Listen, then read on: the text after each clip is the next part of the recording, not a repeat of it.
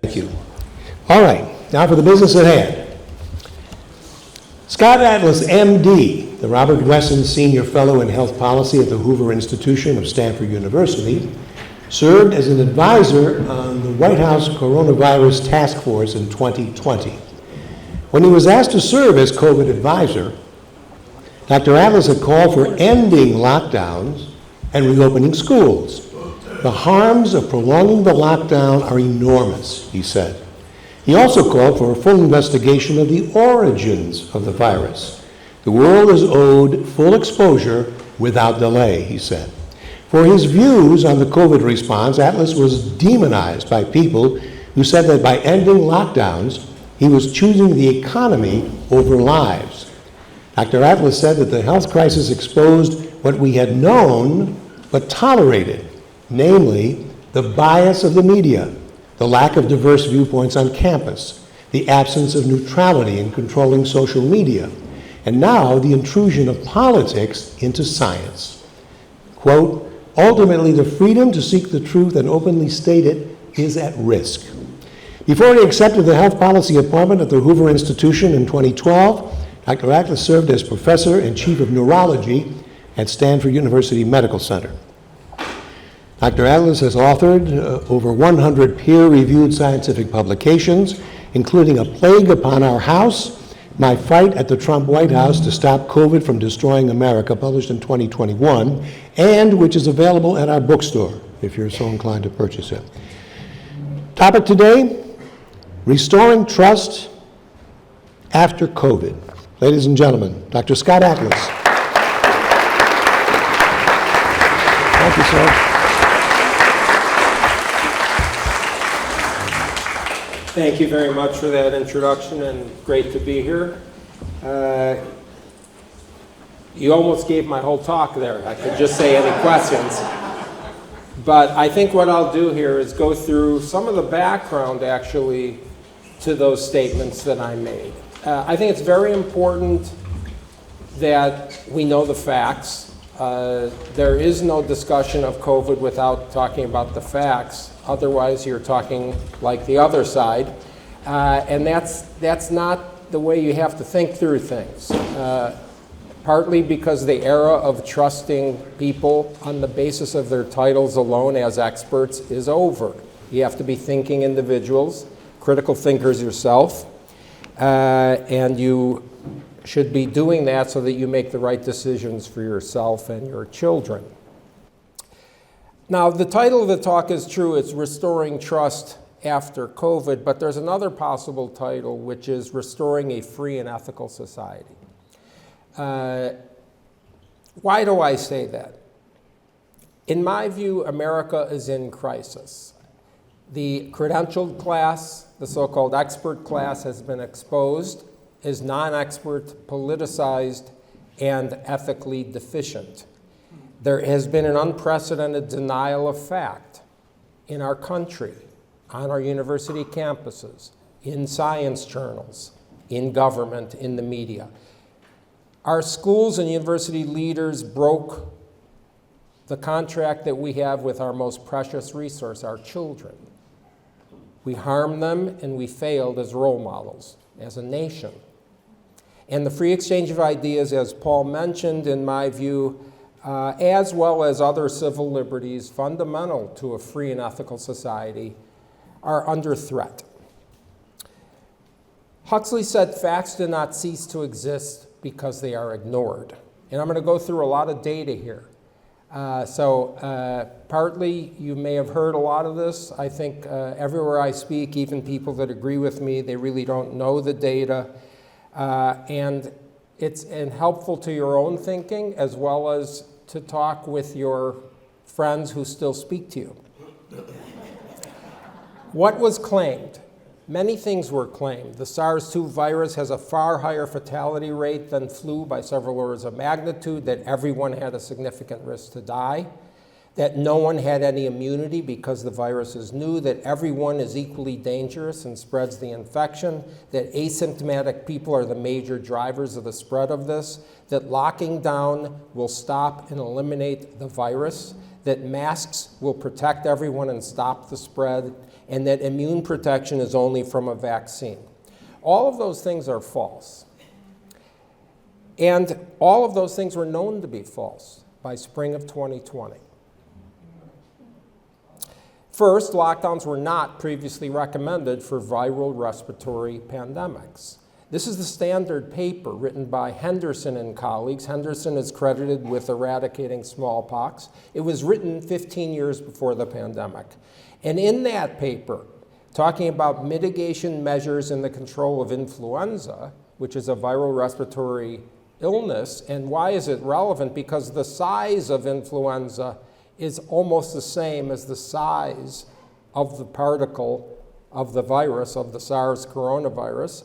And secondly, because it's spread in basically the same way. So it's actually very relevant what is said in this paper. 15 years ago, they said a message was to request that all who are sick remain isolated at home, but to encourage everyone else to continue to work. That closing schools for longer than the first 2 weeks of any epidemic is not warranted, that canceling or postponing large meetings will not have a significant effect, that there is no basis for recommending quarantines, that screening people to close down travel is not effective, that is not recommended. The second part of the paper was that not just that lockdowns are not functioning, they will not function the way you want, is that they are extraordinarily harmful. That is the basis of these recommendations. 15 years before this pandemic. In March of 2020, it was voiced in national publications by 3 people independently that we should do something different, targeted protection. That was by Johnny Anides, a Stanford epidemiologist, in March 17th, David Katz in the New York Times on March 20th, and myself in the Washington Times on March 26th. And you may ask why I put it in the Washington Times, and that's because it was rejected by a couple of papers, including the Wall Street Journal, because, quote, oh, we're already publishing something like that, which they never did publish something like that. And what does targeted protection mean? It means 2 things. Increase the protection of the high-risk group. Increase the protection of the high-risk group who were not being protected. And the known high-risk group was known by spring of 2020. And secondly, reopened society, including schools, to stop destroying low-risk people and our children. Now you'll notice here there's a 4th name here, Martin Kulldorff, and I put him there because he tried to get his work published in March, and no one in the United States would publish his work. And so he had to publish it on CNN Espanol in April. 7 months later, a paper was written to repeat these recommendations, and this is called the Great Barrington Declaration by Martin and colleagues. And the importance of that was to give somebody something written that said, okay, I agree with that. This is a document that a lot of people already agreed with, but people were not really they were sort of reluctant to say it. Because I can tell you, it's not easy to be the tip of the spear. I don't recommend it for everyone, but you have to have a certain kind of personality to do that. But the value of speaking out, and that's what the value of this was, is that there was something that a lot of people could then say, I agree with that. I wrote several papers, dozens of interviews, etc., in March, April, May, June, July, August, and September of 2020, saying open the schools, giving the data in all of these pieces, and end the lockdowns, but increase the protection of the high-risk group. I went to the White House in July 31st, 2020. I was called up and asked, on the basis of knowing of this kind of work, would you help the president? Of course, the answer is yes. It's my country. I'm an American. People are dying. You think the president doesn't know what he's doing, that's exactly the time you better say yes. You'd be surprised that there are people who said no to that. Or maybe you wouldn't be surprised. This is a paper I first wrote in March 26th, and I just want to quote a couple things here because it's been distorted what I said. Targeted protection does not mean let it rip, spread without any mitigation. It means increase the spread of the high-risk people because the high-risk people were dying. 50 to 80% of people in 2020 summer in the United States who died were in nursing homes, a controlled environment. You ought to be able to do something about that. I said there's a different strategy focused on protecting the vulnerable. Harms from continuing widespread isolation, the economic lockdown, including actual loss of life, could be enormous, far greater and longer lasting than from the virus itself. In April, I wrote something that went what they call viral. There were something like 11 million people who read this. And I said the appropriate policy based on the biology and the evidence already at hand is to institute a focused strategy, strictly protect the known vulnerable, self-isolate the mildly sick, and open most workplaces and small businesses with some prudent large group precautions. In May, I said basic science underlying a viral pandemic is absolutely critical, but now is the time for the design of sound public policy. That involves a far broader formulation than a single-minded focus on stopping COVID-19 at all costs. The story about this paper is sort of interesting because when I wrote this paper, the people at the Hill called me up because my title was What Dr. Fauci Should Have Said. And they said, we can't publish that paper with that title. And I said, why? And they said, because the paper will be eliminated from all Google searches with that title. It is very frightening to know that in the United States of America, that kind of censorship goes on. In that paper, in adding to Dr. Fauci's diagnosis, I said there's been a failure to clarify to parents the truth about the extremely low risk to children. And that has accompanied a gross failure to offer a rational medical perspective regarding schools reopening. Restricting other medical care, instilling fear in the public is creating a massive health disaster, in addition to severe economic harms that could generate a world poverty crisis. In June 1st, I wrote a piece, while public attention is focused on exceptional rarities in children, learning is in free fall. Low-income students are suffering the most. Closure will endanger the health of our children. It denies opportunities for social and emotional development that come with play, exercise, sports, socialization. Suicide rates were already higher in the young, particularly teenage girls. This is by June 1st, 2020. All of this borders on the absurd when we know that social distancing and face coverings for children are completely unnecessary. That was factually known. Children's risks from COVID-19 are too minimal to sacrifice the educational, social, emotional, and physical well-being, to say nothing of the very health of our young people. In May, I was called up by economists at University of Chicago and elsewhere and said, well, Scott, you seem to be writing a lot about the COVID pandemic. Let's calculate how many people are dying from the lockdowns. I work at Stanford. I still work at Stanford. There's a lot of good economists there. None of them wanted to write something on the cost of the lockdowns. It has been known for 30 years that severe economic downturns kill people. It's not the money. It kills people, not the people in this room, but the people that are low-income families and poor people. That's who dies from severe economic downturns. And they called me up and we analyzed the data, knowing that lockdowns were already harmful in medical care shutdown by spring of 2020. We wrote in the calculation, considering only the losses of life from missed health care alone and unemployment, just due to the lockdowns, we conservatively calculated the national lockdown was responsible for at least 700,000 lost years of life every month, 1.5 million after the first 2 months of life years, already far surpassing that from the virus. We recommended to end the loss of life. Businesses, K-12 schools, public transportation, parks and beaches should smartly reopen with enhanced hygiene and science-based protection warnings for any in the high-risk population. I went to the White House on July 31st, as I mentioned. And the first thing I did was I said, okay, I'm going to go for the low-hanging fruit here, open the schools. We have to say open the schools. And I wrote, and it took weeks. It takes weeks to get something out when you're inside the White House because it has to be looked at by about 100 people.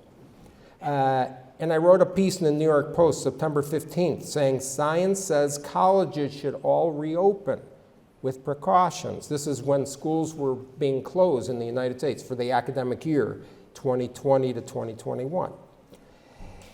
And in that, I wrote, the students most at risk of falling behind from distance learning are those from lower and middle income families. Minority students are 50% less likely than others to return if colleges close campuses. Young adults are extremely low risk for serious illness or death from COVID.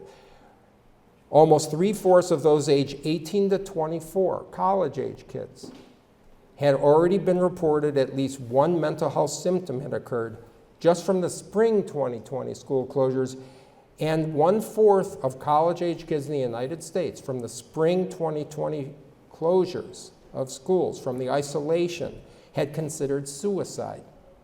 That's not from the virus. That's from the man-made decision to close schools and isolate children. I wrote, if schools send students home, they'll create greater health risks because homes are higher risk settings than schools. Global data consistently showed homes are where most cases spread. That's where older parents and grandparents are. They're not on college campuses and college dorms.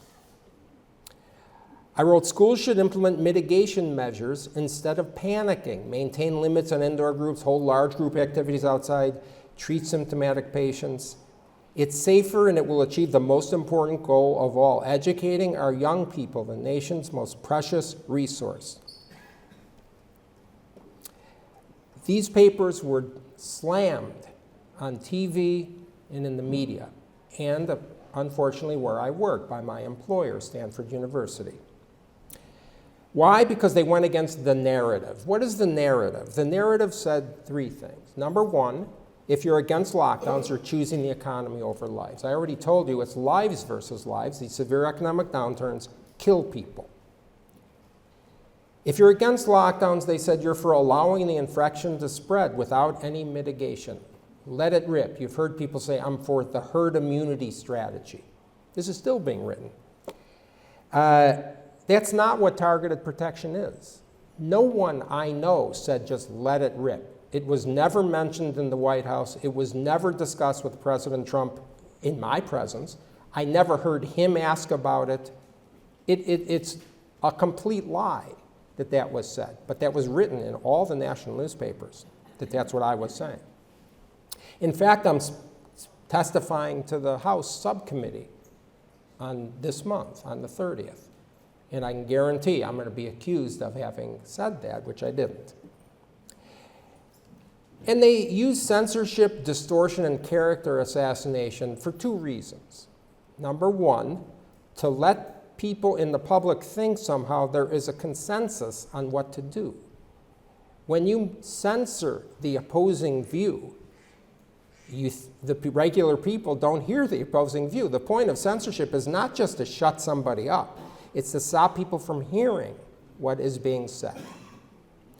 And the second part of the censorship is this demonization, vilification.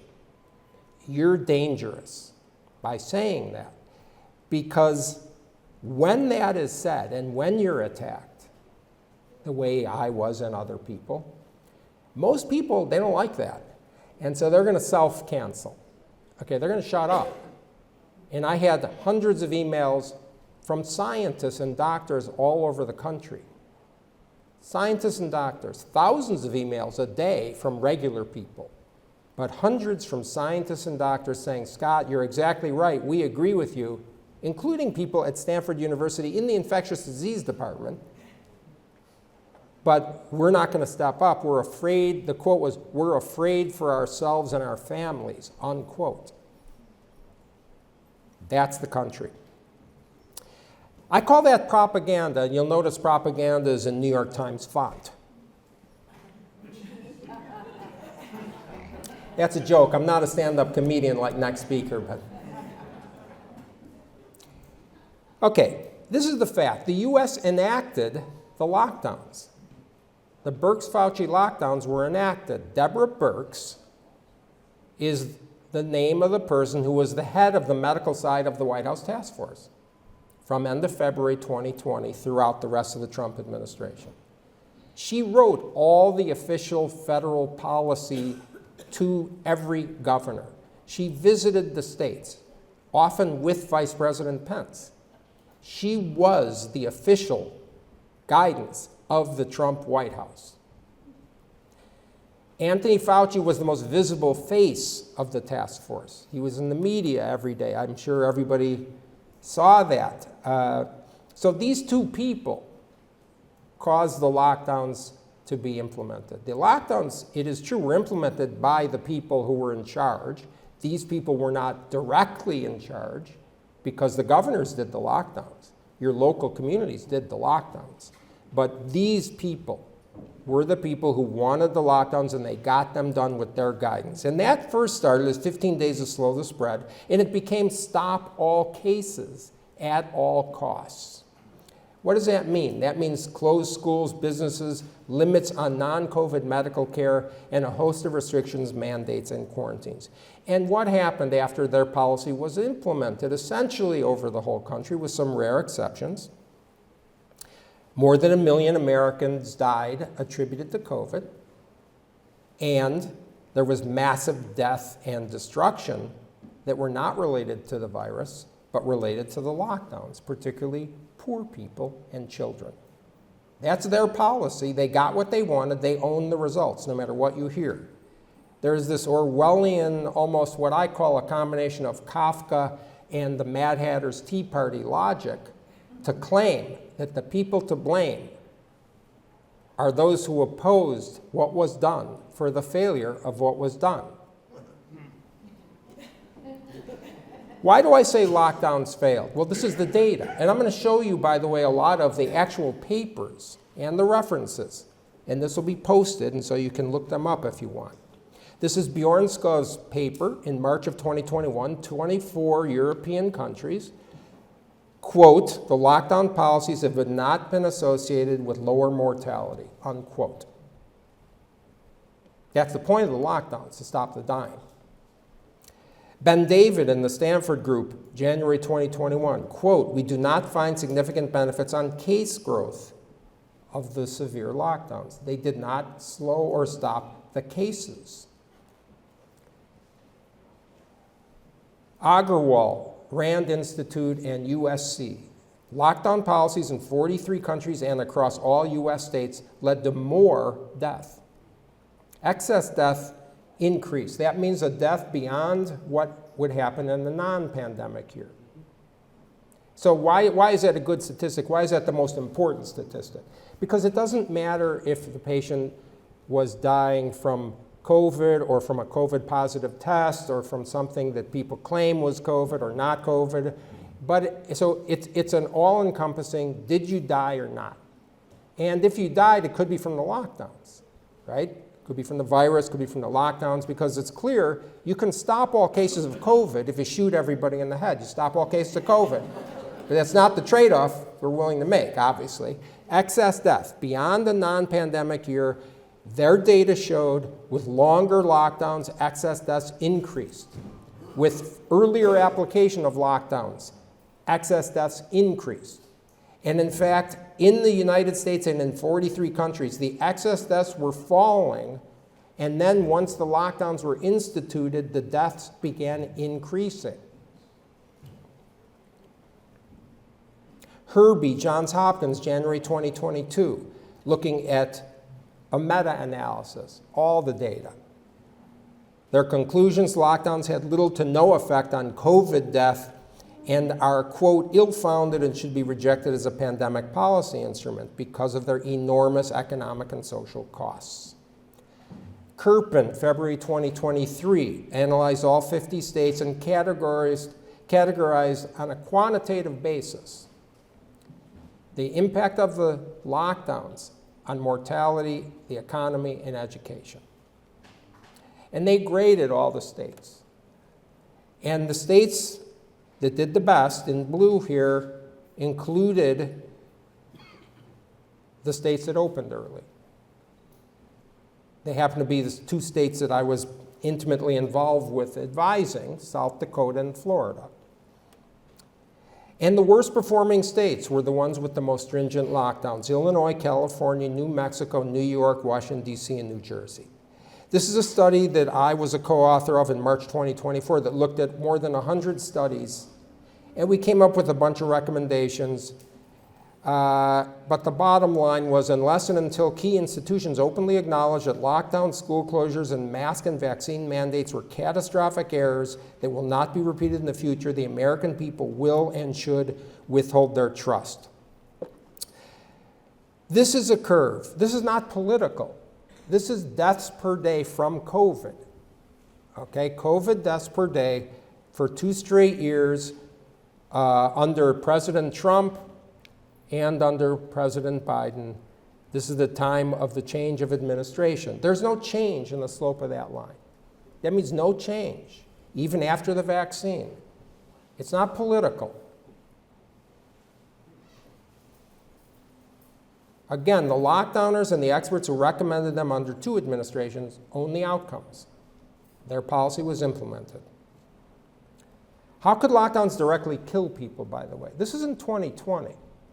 You may ask, well, that doesn't make sense.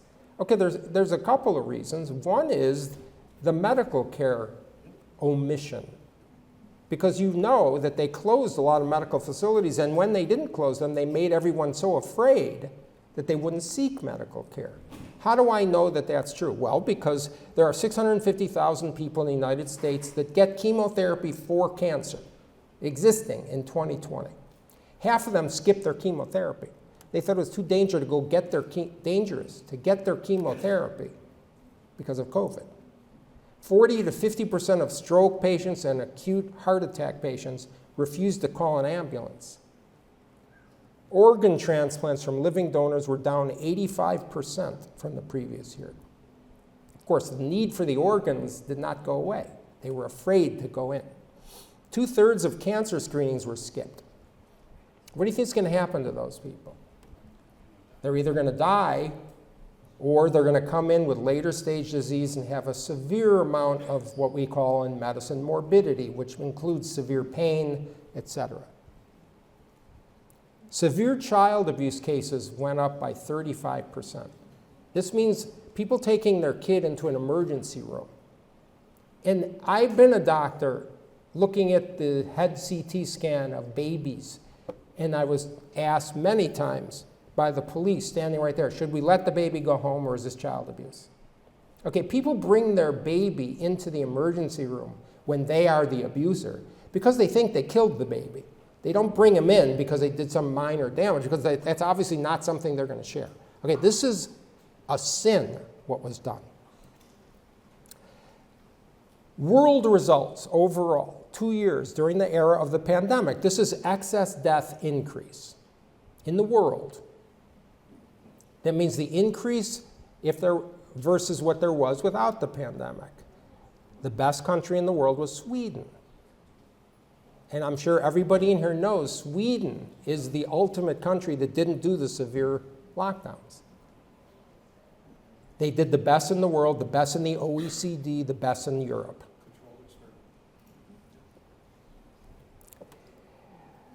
I want to quickly go through, because there's a lot of slides here, and I want to make sure that I have plenty of time for questions.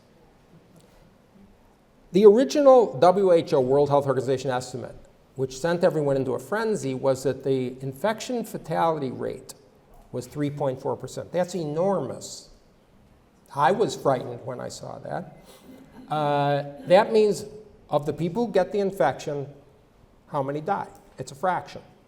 The problem with that was that the bottom number of the fraction, the number of people infected, they didn't count everybody. In fact, they were off by 2 orders of magnitude. They were off by a factor of 50 to 100 because they were only including people that were sick enough to see a doctor.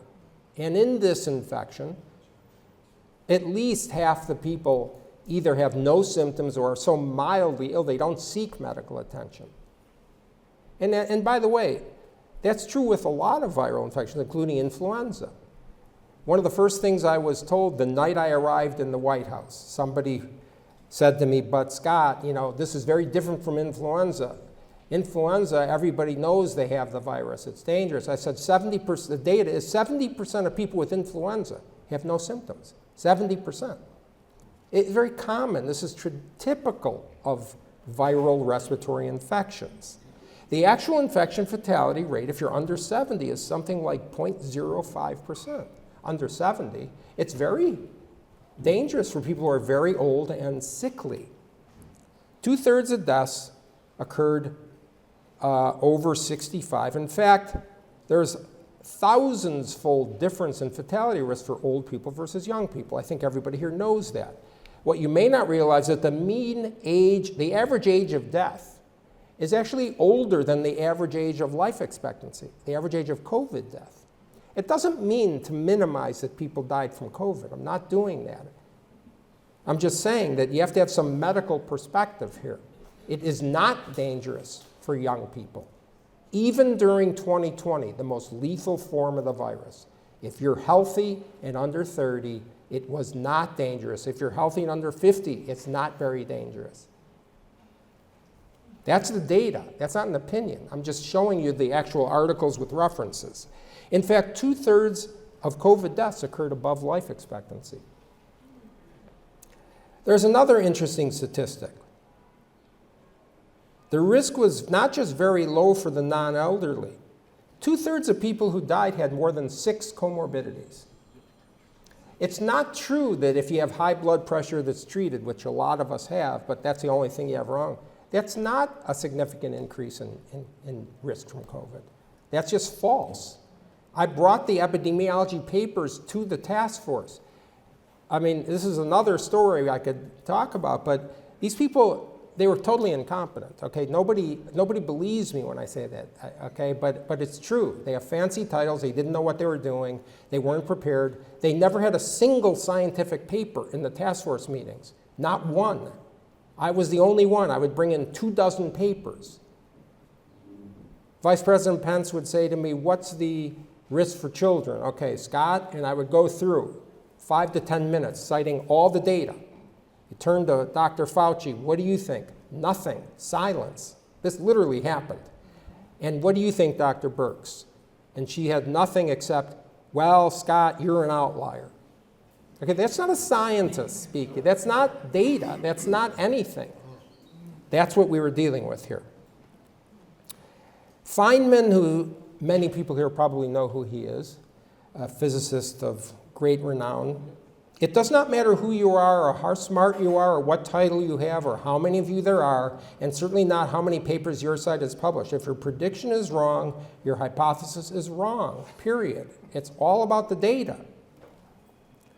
Now, I want to talk about, in this section, the idea of, are we an ethical society in the United States? And I'm going to talk about it in 2 ways. First, the lockdowns and school closures. The risk to healthy children is minuscule in COVID. This was the numbers after the first year or so. California, 0% deaths from COVID in people under 18. Not 0 deaths, but 0%. A lot of cases, 14%. 0% death. This is Florida, 0% death under 16, and in fact, 0% under 30. The risk from children is low. It was known to be low. I went through, this is some of the data I presented to the task force. Since spring of 2020, Iceland, not a single instance of a child infecting parents by a very sophisticated molecular biology assay. Studies from more than a dozen countries in the spring and summer of 2020 prove this. No significant spread from kids, and no significant spread from schools that were open. The European equivalent of the CDC studied 17 countries. Open schools were not associated with accelerating community transmission. And we need to remember, while the United States closed its schools for the academic year of 2020 to 2021. And in fact, in California, a lot of schools were closed where I live through the next academic year. All of our peer nations, almost all in Europe, even though they had significant lockdowns, they knew the data, they opened the schools in 2020 to 21. United States K through 12 teachers are not at high risk, they never were, because of all the data I just showed you, but also the median age of K through 12 teachers in the United States is 41. 92% of K through 12 teachers are under 60. It's a young profession. Are there any high-risk teachers? Of course there are. They could have been sheltered. They could have taught from home. They didn't even have to come in with the proposals that were on the table. They refused. They refused to have open schools, even if they were given the option of teaching from home. I said the first thing I did was I tried to have this open the schools movement in the White House. So I organized a White House event based on three things. Healthy children have a minuscule risk of serious illness from COVID. The harms of closing in-person schools are enormous. That was known. And nothing is more important to a civilized society than educating children. Online learning is a failure. It was known by spring, summer 2020. From all over the world, including the United States, massive rises in failing grades. The findings on learning losses are chilling, said the Stanford Education Institute. And it wasn't because of lack of broadband. The Netherlands has more high-speed broadband access in homes than any country in the world. They had a plummeting of learning. It's not the same thing. Anybody with a child here knows that. In addition, of course, there are other things besides learning. You go to school, you learn conflict resolution, socialization. People that are low income, they get their most nutritious meal from school. You can't substitute that by giving them a computer. Not only that, but there were more than 300,000 cases of child abuse unreported in the spring of 2020 during the 2 months of school closures in the United States. 300,000. Why? Because schools are the #1 agency where child abuse is noticed. If you don't have school, you don't notice it. All of these losses far worse for minorities and poor children. I thought we were a country that likes to brag about how we care about poor people and minorities. During the spring 2020 school closures, the CDC itself had published a paper on these mental health conditions in young adults, tripling of anxiety disorder, quadrupling of depression, and suicidal ideation. Like I mentioned, 1 out of 4 college-age kids expressed the idea of committing suicide from the 2 months alone. This was the event. This is a CDC picture. There's President Trump. And we organized a lot of people to come in, parents of special needs kids. Of course, as you can imagine, I didn't go through the data. There's 15% of kids in the US are special needs. All of their problems were worse by the data from the school closures, as you would imagine. And we had all these nurses and education policy people come in and say, okay, this is the data, open schools. America closes schools. What happened? This is a graph where this line is the baseline of the year before, where schools were open. Okay, everything is negative that we see here. This is down, if you can't see the slide. And this is all hospital, medical claims. This is not a survey. This is actually the data, did they see a doctor? All medical claims in teenagers were plummeting here because they were afraid to go in, medical care was closed, partly shut down. So this is expected. This is the psychiatric mental health claims. Exploded. This is teenagers, by the way. This is just teenagers. This is self-harm. What is self-harm? Self-harm is putting cigarettes on your skin or slashing your wrist. I'm sorry to be so graphic, but that we have to face what we did here as a society. This is 2019. Right when the lockdowns were put on and isolation occurred, there was a 2 to 3 times rate of self-harm visits to doctors in teenagers. This is psychiatric illness, anxiety disorder, depressive disorder in college-age kids skyrocketed month to month compared to the previous year. Drug abuse in teenagers, substance use disorders skyrocketed. Lockdowns caused an obesity crisis in young people. A lot of us gained weight during the lockdown, and I think we all can imagine why. This is the college-age group. 52% of college-age kids during 2020 had an unwanted weight gain and it averaged 28 pounds. Okay, that's obesity. You put on 28 pounds of fat, that's not from working out.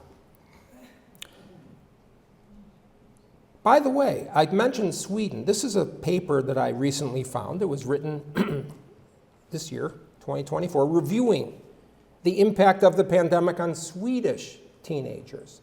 Just for the comparison here. Remember, I mentioned they didn't do the lockdowns there.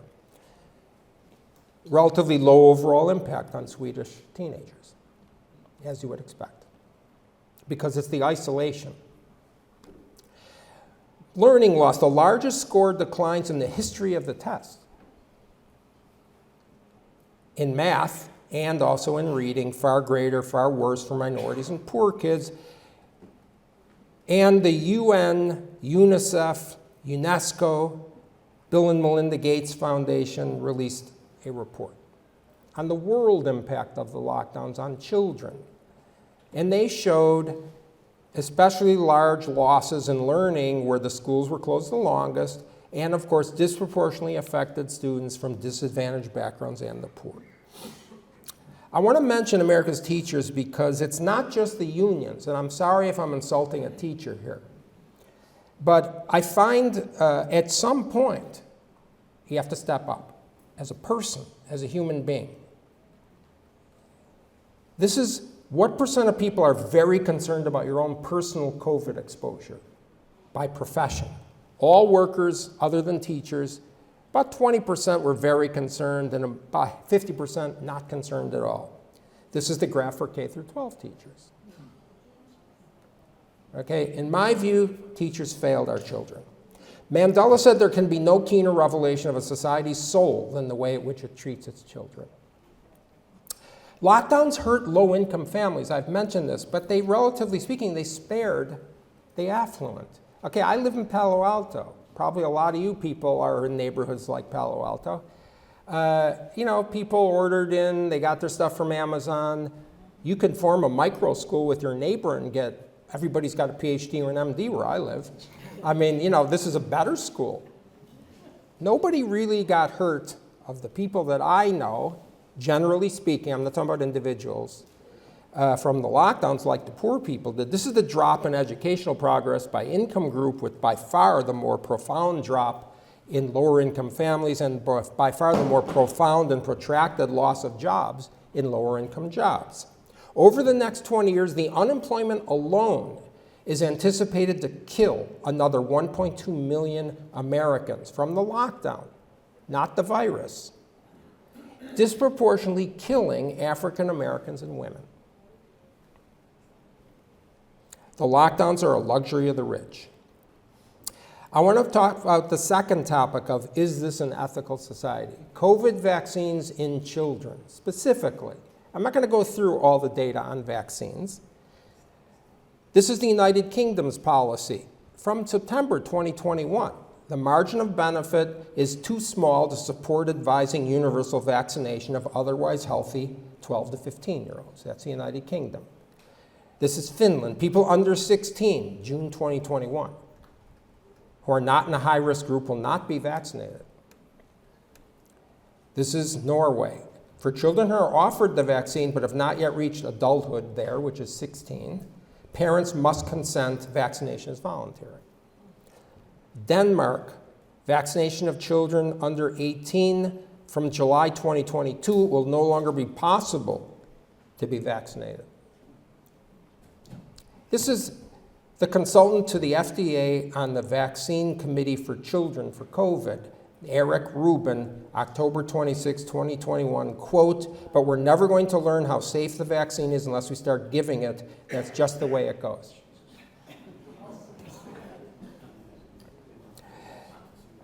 The US public health ethics have really been destroyed.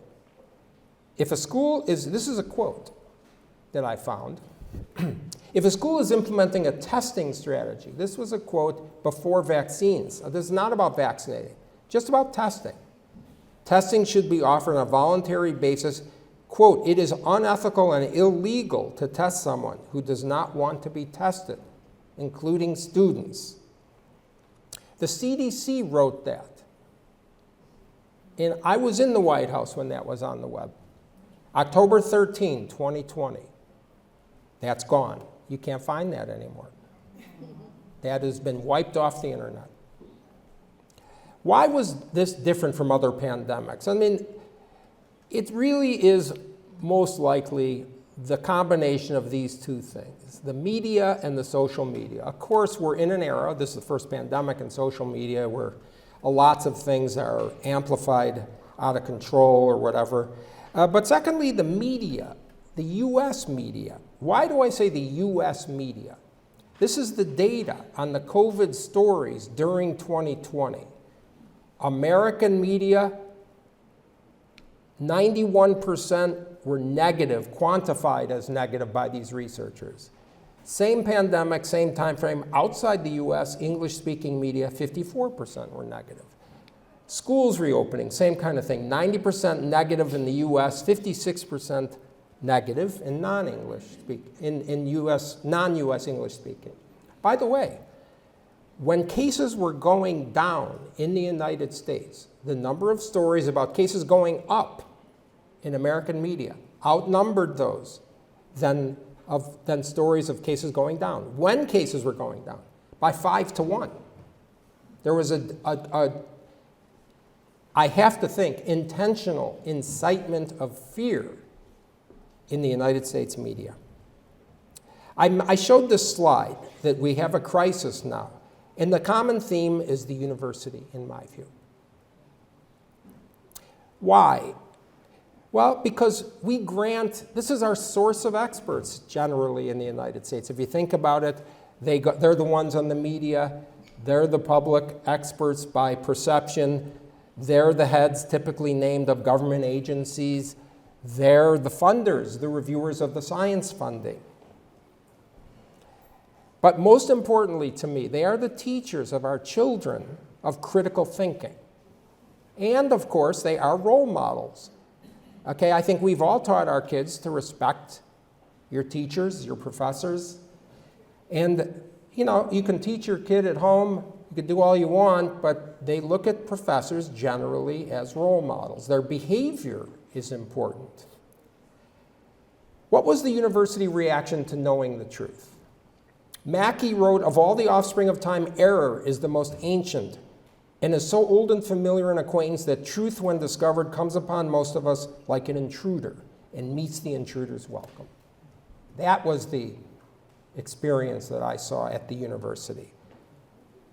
This is my university, Stanford University.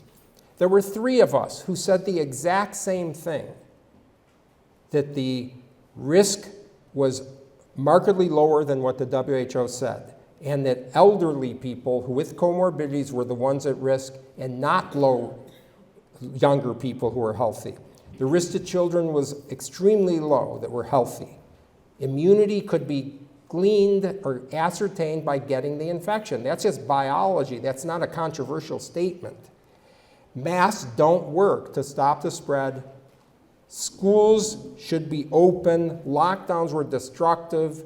And we should use something called targeted protection. John Ioannidis, myself, and Jay Bhattacharya, all at Stanford, said the same thing. Yet only one of us got an official censure from Stanford University. And that was me. I wonder why. That's why. Because I stood next to President Trump, the president of those people's country, trying to help the president of their country. Why do I think it was political on their part? This is the voting of Stanford. It has its own zip code. I live in that zip code. You have to be a Stanford professor to live in this area. California went 2-1 Biden to Trump. Stanford, 94.7% Biden, 3.5% Trump. This is talk about a fringe community. This is a fringe community. It's an extreme community. Academics tried to block the scientific debate in an unheard of, I had never seen something. I've been in medical science for 25 years before going the last decade. I've been working full time in health policy. For 25 years, I've been a professor at some of the best medical centers in the country. I never saw the editorialization going on in our academic journals. This is The Lancet in February 2020, who wrote, "We strongly condemn conspiracy theories suggesting that COVID-19 comes out of a lab leak." They said they knew that in February 2020, that it must be natural, and it's a conspiracy theory to think otherwise, which of course is the opposite of what's true. They had no reason to even write the paper. This is the legacy of America's experts. Avoidable death in society's most vulnerable people. Massive destruction of low-income families, an unethical shift of the burden of an illness to the poor. Ongoing enormous health damages to our children and a severe loss of trust in public health. That is their legacy. And then there's another legacy, which I blame on them. A hateful division among fellow citizens. Because you all know how difficult it is to even talk about COVID with your family. A lot of people lost friends and family members that they could even talk with. You were demonized, you were vilified if you didn't, and it even got worse under the vaccine mandates. We've never seen a division like this, at least in my lifetime. I say trust is low. This is the percent of people, the year before the pandemic, that said the CDC and the FDA were excellent or good. 2/3 of people. 2 years later, 40% of people. That loss, that drop, is the biggest drop in trust in any government institution, including the IRS. That's how bad the drop in trust of our public health agencies are. Share of Americans who said they had a great deal of confidence in science. This was always the same by political party for decades, and now a massive political division in if they trust. This is not healthy for a society. There were ethical violations that occurred. There were millions of dollars of NIH funding sent to Wuhan the decade before this pandemic, when that funding was illegal in the United States for that kind of dangerous research. This is a government document. I thought in May of 2020 that the lessons should be learned. By May of 2020, this is how naive I was. I said, when the next pandemic inevitably arises, we need to remember these lessons and follow policies that consider the lives of all Americans from the outset. That should not be a controversial statement even. This was demonized. I've written a paper that you can look at in end of October this past year, Restoring Trust with 7 Steps. It involves defining a public health emergency with a time limit. This doesn't even exist in the United States. Adding term limits to all public health agency positions. These people have careers. They outlast the presidential administration. They don't care what the president says. They're there before and after. And by the way, Fauci and Birx were in their positions for 38 and 40 years in the government. That's not necessarily because of excellence, believe it or not. It's because they're skillful at navigating a highly politicized environment. Forbid this drug royalty sharing. I think you've read about this. I'm happy to answer questions. Require transparency on these meetings. That comment by the advisor on children vaccines with COVID. No one even knows he said that because it's behind the scenes. And decentralize funding, and in my view, halt all binding agreements and pledges to the WHO until we get a handle on what's going on there. We need to encourage outside experts. This is a meeting I called with President Trump. At the end of August in 2020, with Joe Ladapo, was at UCLA, Cody Meisner at Tufts, Martin Kulldorff at Harvard, Jay Bhattacharya at Stanford, and myself. Why did I call the meeting with Trump? Just to answer his questions. That's all. This was almost successfully blocked, even internally. I wrote about this in my book, it's public record. She tried to block the meeting. At the end, she said, I'm not coming, even though we arranged it so she could come. And Kushner called me in and said, okay, the meeting's off. And I said, what are you talking about? Birx had written on the email saying, I'm not coming, it's bad for me. Her, to go to the meeting, to sit there and talk the science with the people doing the research on the pandemic. And so I sort of went crazy. These people were already flying out, by the way. And so luckily, Jared Kushner said, okay, you're right, we'll have the meeting 5 minutes only. 5 minutes. It's a meet and greet. So I said, okay. I was handed a card. After 1 minute, this is the actual note on the president's stationery, 5 more minutes, Scott. So Trump went around, he asked me, what's the meeting? I told him the meeting, introduced everybody. He went through methodically asking every single person of these 5, including myself, detailed, appropriate questions on the pandemic, on the virus, on all kinds of things. It went on for almost an hour. He kept asking questions. He was so excited. He wanted to know. Why wouldn't you want to give the president the information if he's asking questions? Of course this is good. They hushed it up. They never released the press. They thought it would be bad politically that he was talking to outside science experts, which of course I still can't understand. We need to hold the universities accountable for their money. There's more than 15 universities that get more than $500 million a year in NIH funding. That's our money, by the way, right? The government has no money, it's taxpayer money. And we need people finally to step up. I said rise up in a tweet once in the White House, and it created all kinds of havoc. What does rise up mean? Rise up means speak up. You have an obligation to speak up in a free society. Martin Kulldorff is the only one in the entire country in a medical school that refuted a letter sent out by the Stanford University Medical Center saying I was saying stuff contrary to medical science. Everything I said was 100% correct. It was known by then, I wouldn't have said it. He's the only one who said I'd be delighted to debate with any of the 98 signatories. And guess how many took him up on the invitation to debate? 0. It took 359 years for the Catholic Church to admit that Galileo was right and the earth moved. I'm taking the over on when the lockdowners will admit that they were wrong. Okay, I want to just finish with 2 quotes. Hannah Arendt, who wrote about the Holocaust, she wrote, "What has come to light is neither nihilism nor cynicism, as one might have expected, but a quite extraordinary confusion over elementary questions of morality." And this is what I tell young people, and I speak on some college campuses. Chesterton said, right is right, even if nobody does it. Wrong is wrong, even if everybody's wrong about it. Thank you very much. Hello. Thank you. Thank you, Scott, very much. We're actually running over with questions and answers, but we will have a few if we have.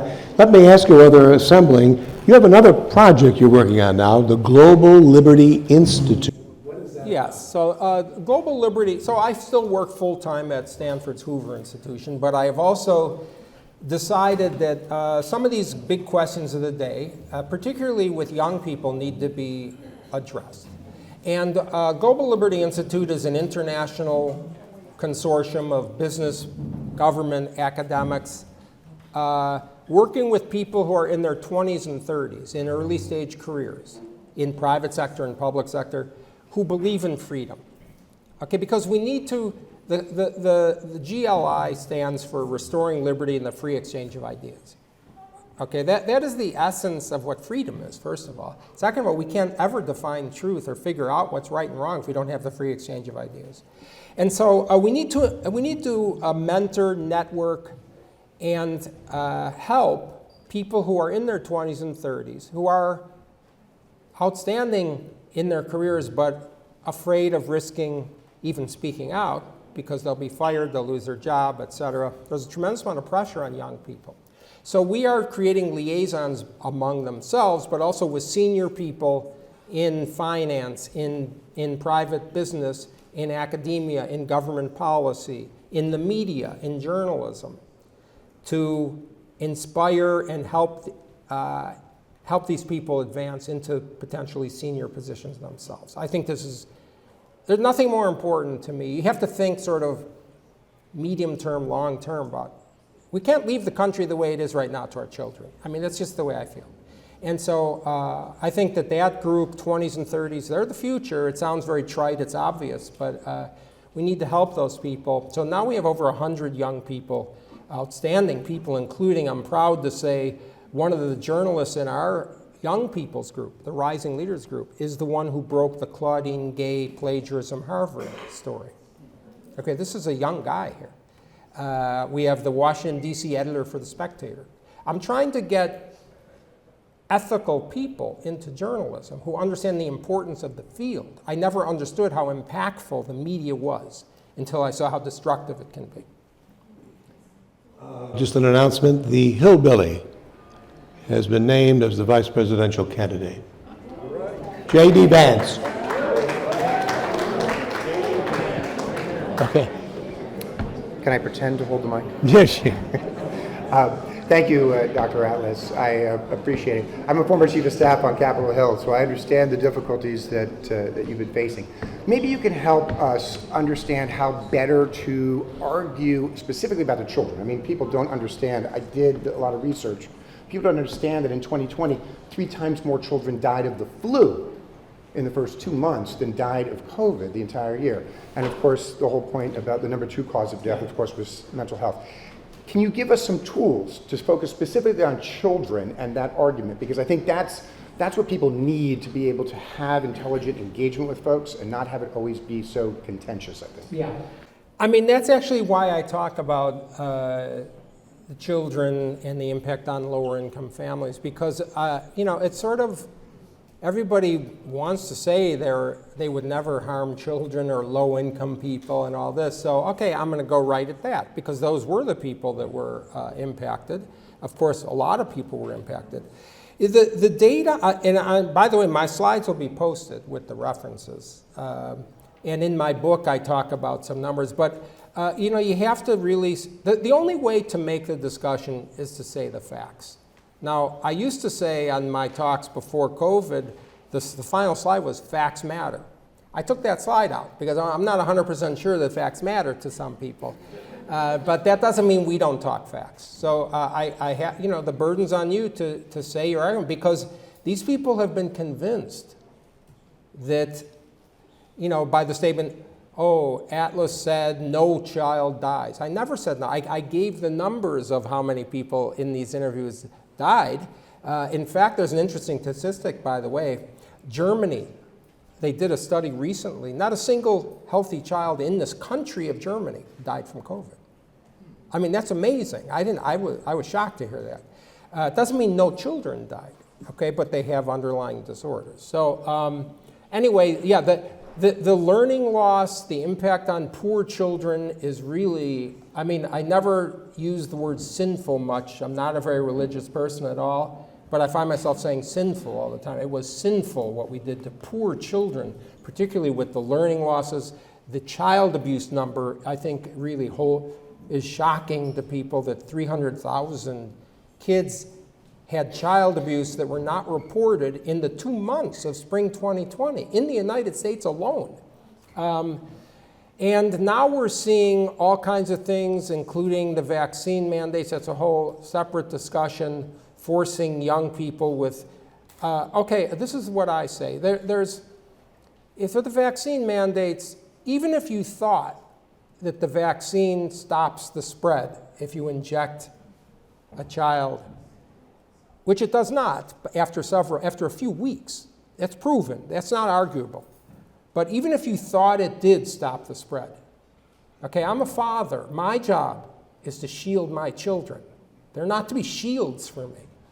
And this is a society that is off a cliff. If you're going to start injecting a kid with an experimental drug with a lot of side effects that were not fully explored, for a disease they do not have a significant risk from for a serious complication, and we're injecting children. 6 months old. I mean, this is, again, I don't know a better word than just sinful. So I think, but really you have to go and look at the data, and I think, the harms to children. I wrote a paper, by the way, that I would recommend if you want to read something, called Sins Against Children. Okay, that's the name of the paper. It's in a journal, it's in a magazine called New Criterion. It's not a medical journal, it's a humanities type of magazine. It's a long paper, it has all the references on children. And I think that's my best source. Yes, sir. As you bring up the word sin, do you have faith in something greater than man and science? Number two, how can we trust the medical establishment when they're going head over heels in DEI and using preferred pronouns, dealing with biology when you're talking about men and women in surgery? Yes, I mean, yes.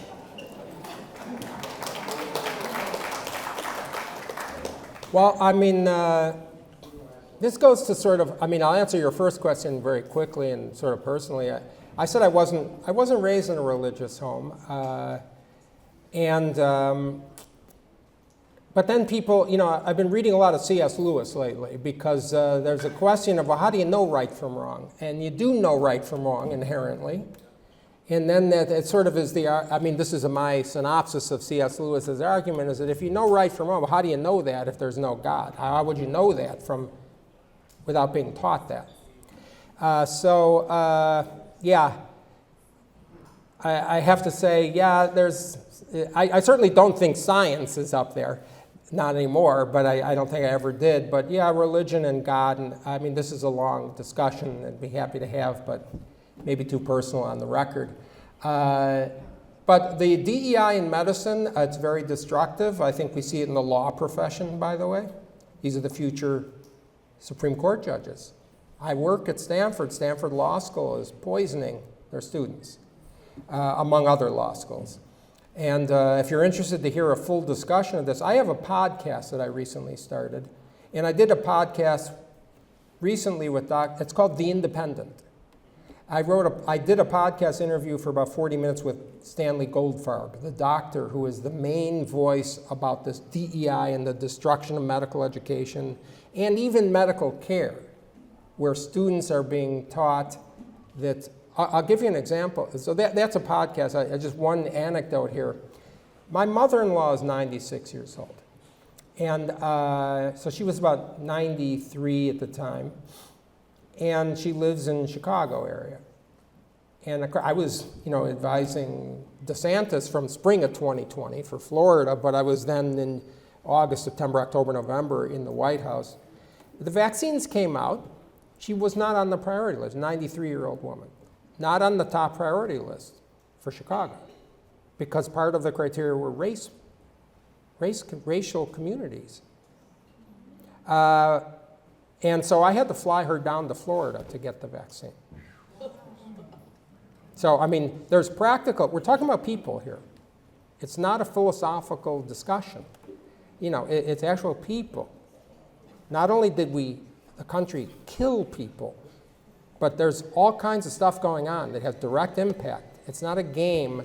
It's not some cute thing about writing your pronouns down. It's very serious what is being done in medical education, law education. These things are being corrupted completely right now. Thrilled to have you here. Thank you very, very much for coming. Let me revert now to Karl Popper and scientific method. It's clear that in the West, scientific method has been replaced by what I'll call mere conjecture by those claiming the mantle of science and replacing data with narrative. You see this in COVID, you see it in climate, and energy policy. It's crazy. Anyway, so leading with that, is this why Western countries ignore the fact that Sweden was the experimental control on everything else we did in the West? Are they just ignoring? Is that part of it? Yeah, I mean, your question is why. This is the key word here, why. And I think the answer to why is very difficult because you're guessing at motive.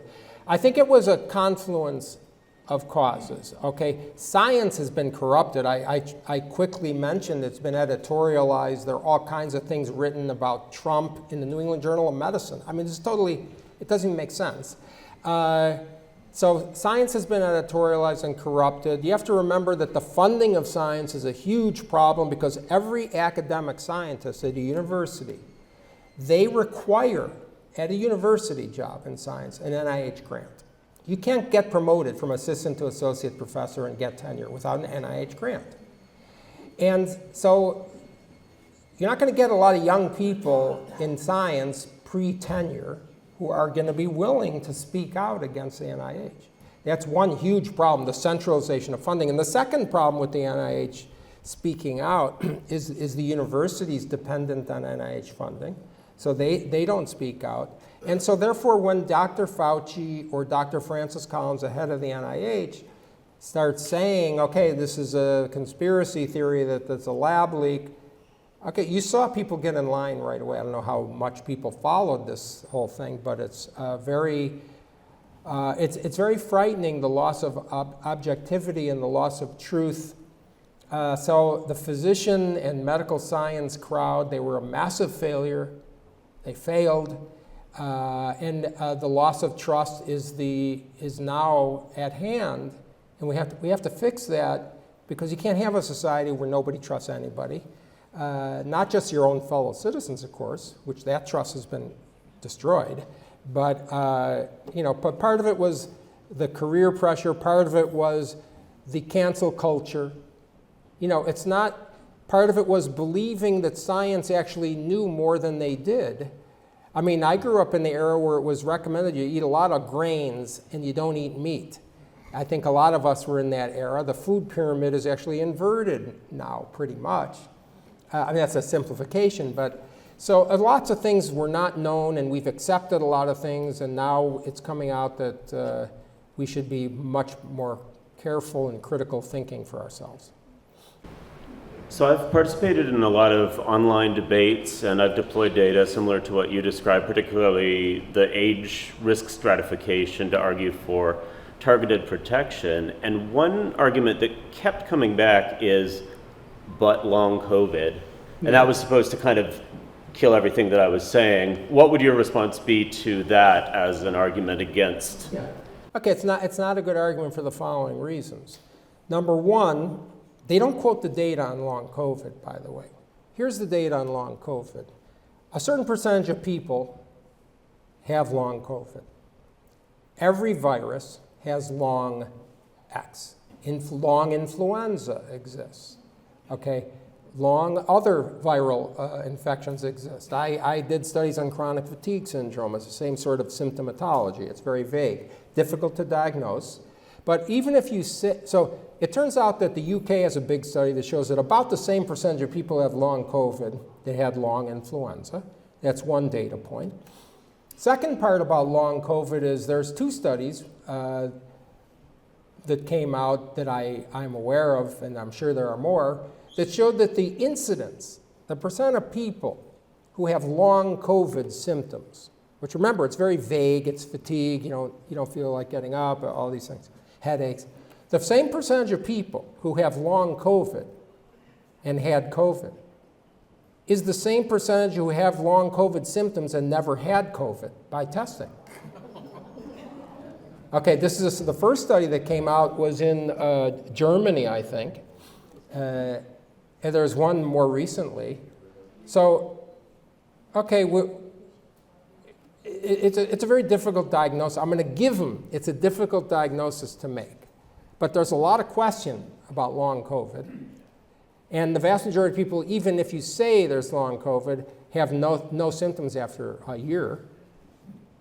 And so, no, I don't think it's worth throwing 100 million people into abject poverty, killing millions of people, putting people, having children commit suicide, all these things because, oh, I'm fatigued for several months.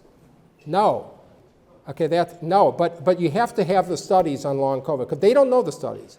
You'll notice that they don't cite the data, by the way, in most of these debates. I don't know what debate you heard. But no, long COVID is a very difficult diagnosis. It's a controversial entity.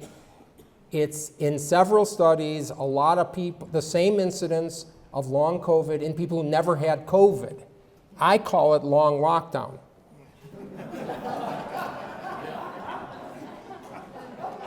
Hi, this is a Fauci-Birx question.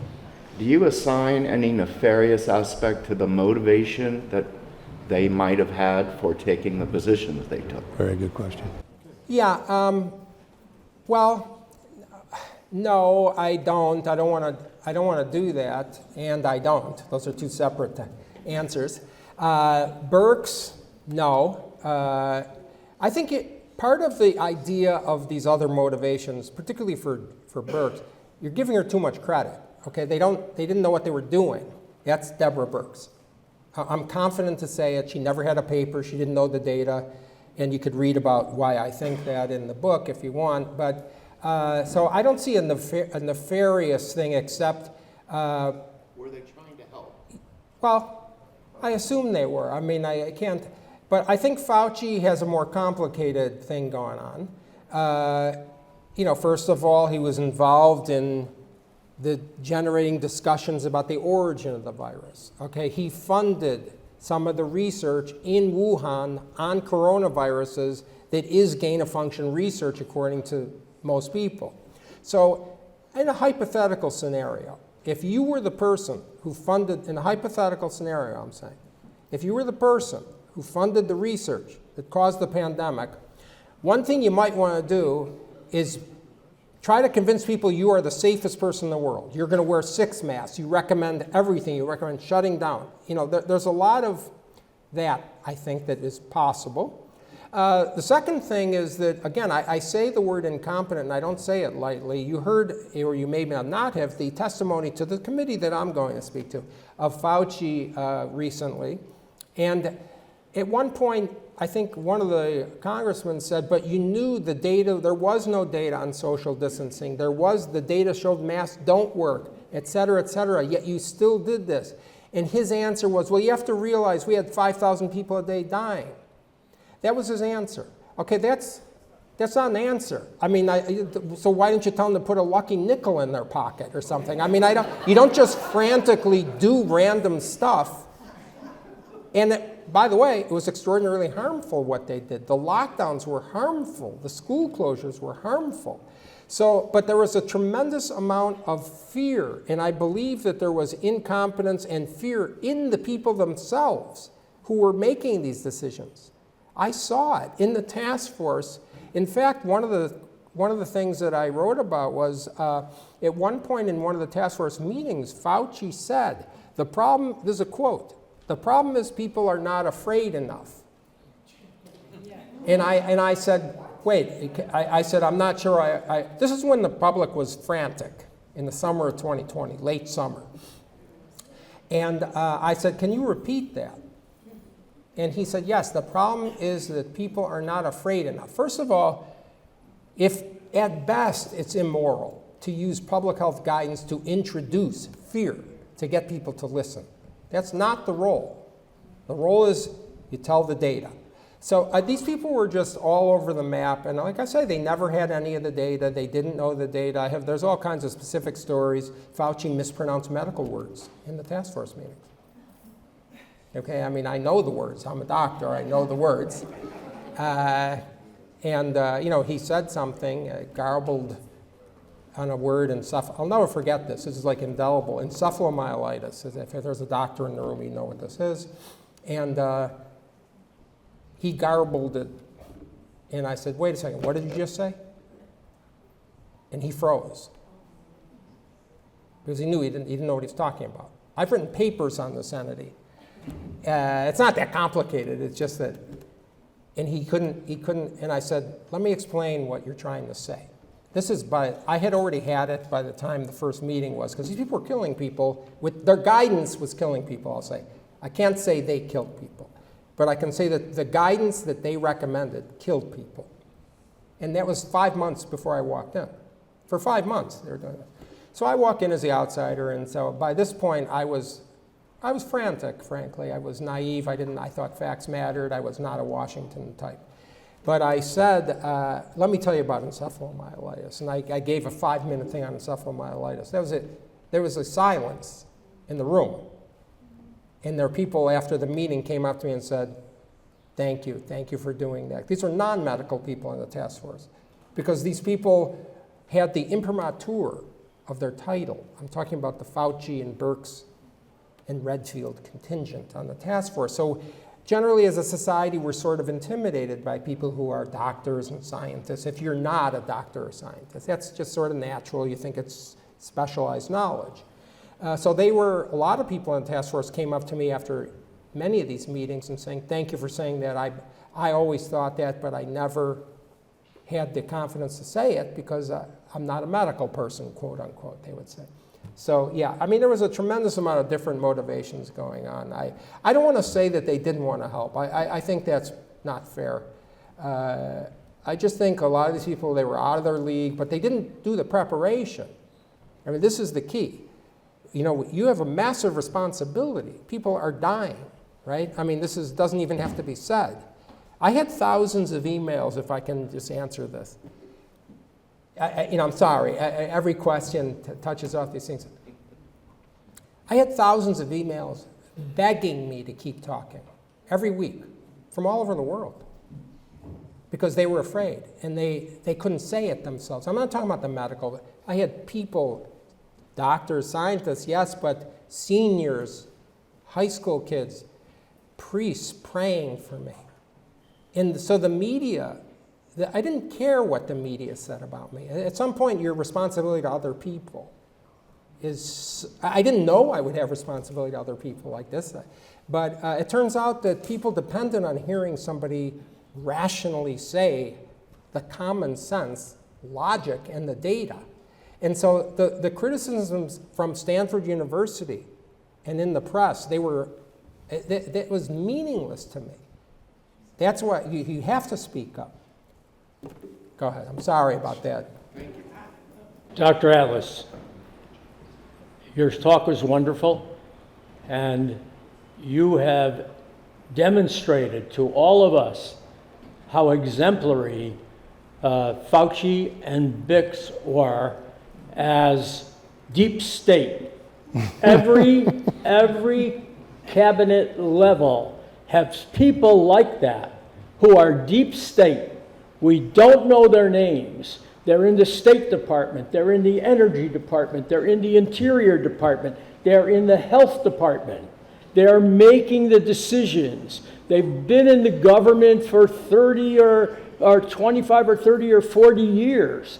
These are the people that also should have a term limit, okay? It only came, these two people who you cite, only came to our attention because of this disaster that came upon us. But just remember, there's similar people, we don't know their names, in every cabinet level that are doing the same thing. Great question, Marty.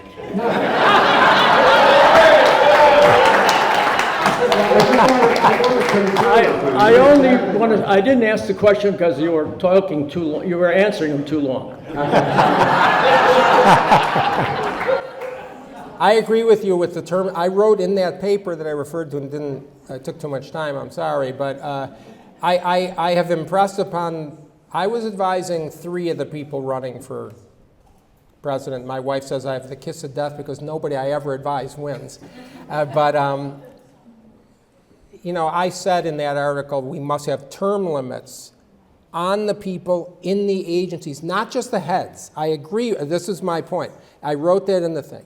Absolutely, the mid-level career people that are there for 20 years, I can tell you at the CDC, Redfield was in charge of the CDC when I was in the task force, and he didn't even know what was posted on the CDC website.